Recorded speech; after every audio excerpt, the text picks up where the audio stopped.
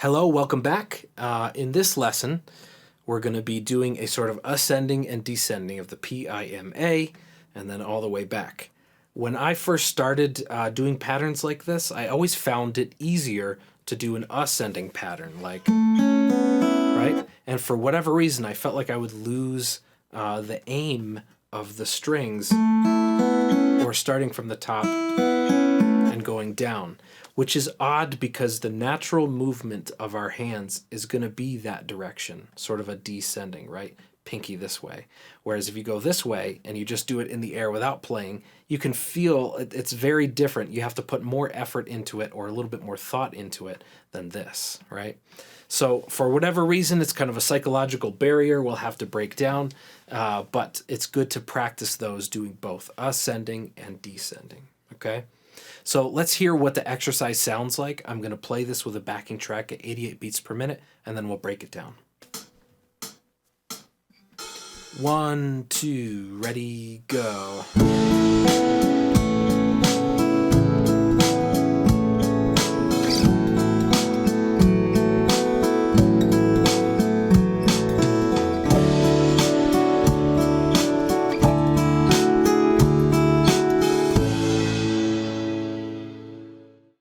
Okay, so we're starting in this sort of A suspended type chord. And so you can go ahead and put your second finger on the 7th fret of the D, and then take your first finger and put that on the 6th fret of the G. And what we're going to do is basically do the low A down here, and then go all the way up to the top. So nothing's playing at the same time, but you want to make sure there's like a good sweep of kind of like the descending and then ascending. So descending now, so A, M, I. And then I'm going to go, the thumb is going to go up to here on the D string. Okay, so just getting used to that. Da, da, da, da, da, da, da, da.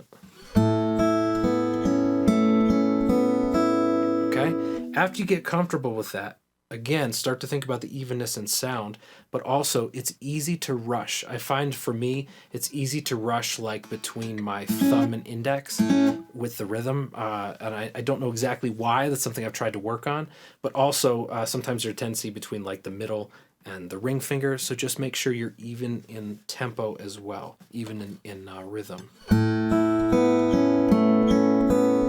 Okay, now the next thing that you want to do is we're going to do that exact same thing, but now we're going to slightly change the next part. Again, it's just to sort of mess with your head a little bit, but also when you change the pattern just slightly, can you still play it, right? You want to learn to hit every kind of curveball or anything that gets thrown at your fingers and they can still hit it, you know?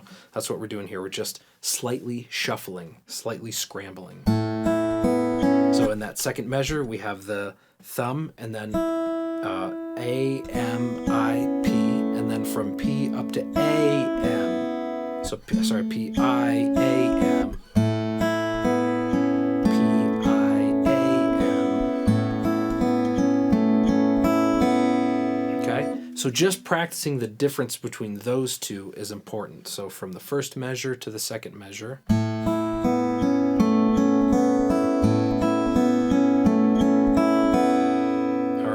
And all we're doing here is we're taking kind of a third. This is an A. We're going down, which is kind of like almost like an F sharp minor here. We're still staying basically in the key of A. So what you want to do is put your first finger on the 2nd fret of the G, and then take your third finger, put that on the 4th fret of the D. And we're going to do the same kind of thing here, starting on A, and then the ring is going all the way up to the high E string, and then to the B and G. Okay, and when you play that, remember that the next measure will be the same kind of reshuffle. And now A, M, so together.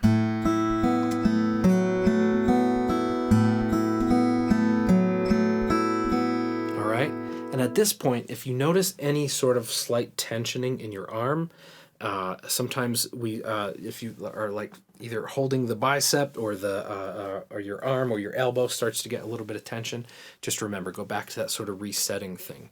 Relaxed arm, because any sort of tension that you have in there, it's not helping you. It's just shifting into a higher gear and putting the brakes on when you're in a flat coast. You can do it, but it's not going to help you. It's not going to serve you well. Just go back to a light gear, take the hands off the brakes, stay relaxed, right? After we do this, okay, now we're going to slightly change the pattern here, all right? We're going to go up to here, and you can use your second finger is going to go on the 7th fret of the G, and then your third finger is on the 7th fret of the B.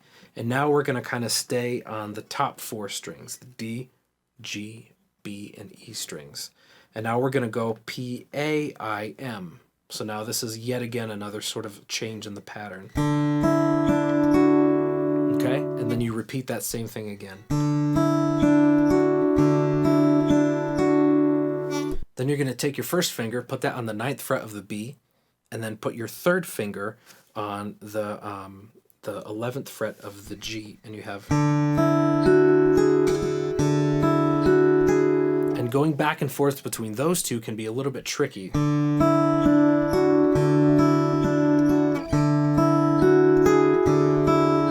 Right, so my recommendation to go from this chord here, you could actually use your third finger first, and when you put that down from here, third finger first, and then that makes it a little bit easier for the first finger to fall into place. All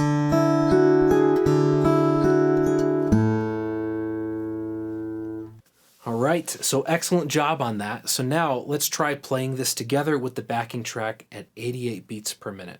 Try that now. 1, 2, ready, go.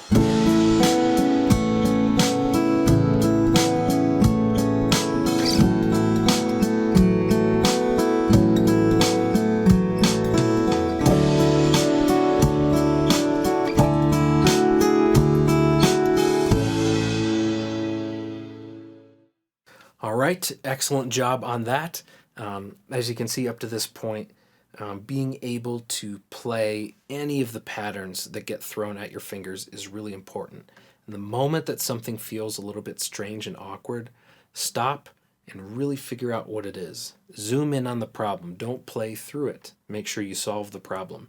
And then you repeat after that, after you've solved the problem and you're training good technique.